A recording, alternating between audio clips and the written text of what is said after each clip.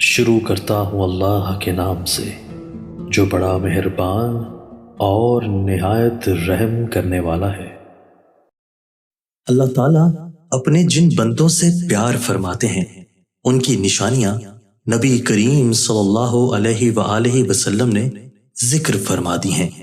اسی طرح نبی کریم صلی اللہ علیہ وآلہ وسلم نے اللہ تعالیٰ کے مبغوث ناپسندیدہ بندوں کی علامات بھی ذکر فرما دی ہیں تاکہ انسان اپنے آپ کو ان برے اوصاف سے بچائے۔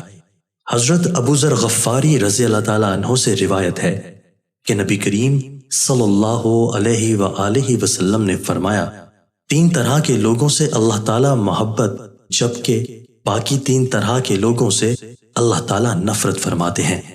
جن سے اللہ تعالیٰ محبت فرماتے ہیں ان میں سے پہلا وہ شخص ہے جو ایسی قوم میں رہتا ہو جس قوم کے پاس کوئی شخص رشتہ داری اور قرابت داری کی بنیاد پر نہیں بلکہ محض اللہ کا واسطہ اور قسم دے کر کچھ مانگنے آیا ہو، اور وہ قوم ایسے شخص کو دینے سے انکار کر دے، اور یہ شخص علیحدگی میں اس مانگنے والے کی اس طرح مدد کرے کہ اللہ تعالیٰ اور مانگنے والے کے علاوہ کسی کو اس بات کا پتہ نہ چلے۔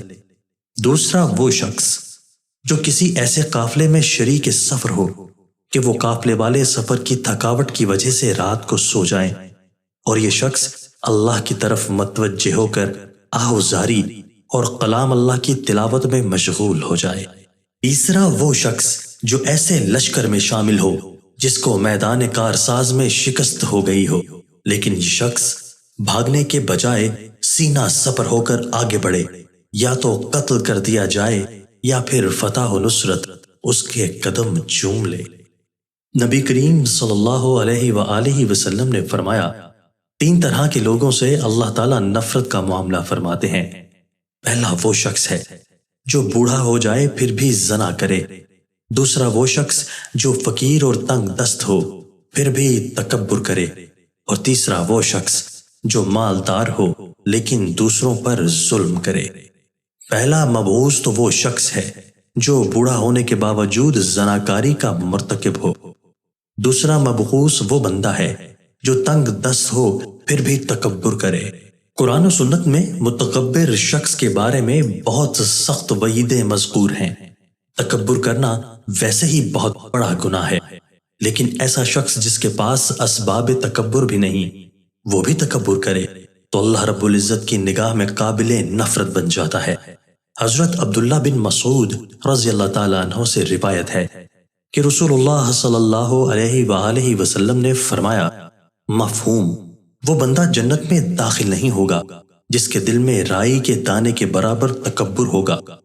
اس پر ایک شخص نے سوال کیا کہ بندہ اچھے کپڑے اور اچھے جوتے کو پسند کرتا ہے، کیا یہ بھی تکبر ہے؟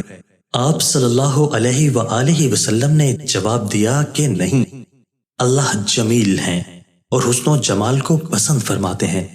تکبر یہ ہے کہ بندہ حق بات کو قبول نہ کرے اور لوگوں کو ذلیل سمجھے۔ صحیح مسلم۔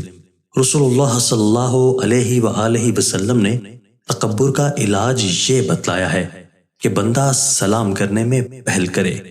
تیسرا مبغوث بندہ وہ ہے جسے اللہ نے مال دیا ہو اور وہ ظلم کرے۔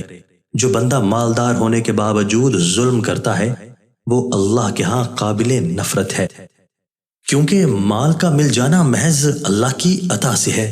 اس کی وجہ سے اور اس کے ہوتے ہوئے کسی پر ظلم کرنا پرلے درجے کی حماقت ہے۔ محدثین کرام رحمت اللہ علیہ نے الغنی الظلوم کی تشریح میں یہ بھی فرمایا ہے کہ اس سے مراد وہ شخص ہے جو دولت مند ہونے کے باوجود بھی قرض خواہوں کو قرض کی ادائیگی نہ کرے، یہ بھی ظلم ہے۔ اللہ کریم ہمیں اپنے محبوب بندوں میں شامل فرمائے اور مبغوض ہونے سے بچائے، آمین۔ دوستو، اللہ تعالیٰ ہمیں ان احادیث مبارکہ پر عمل کرنے اور اپنی زندگیوں کو سنوارنے کی توفیق عطا فرمائے۔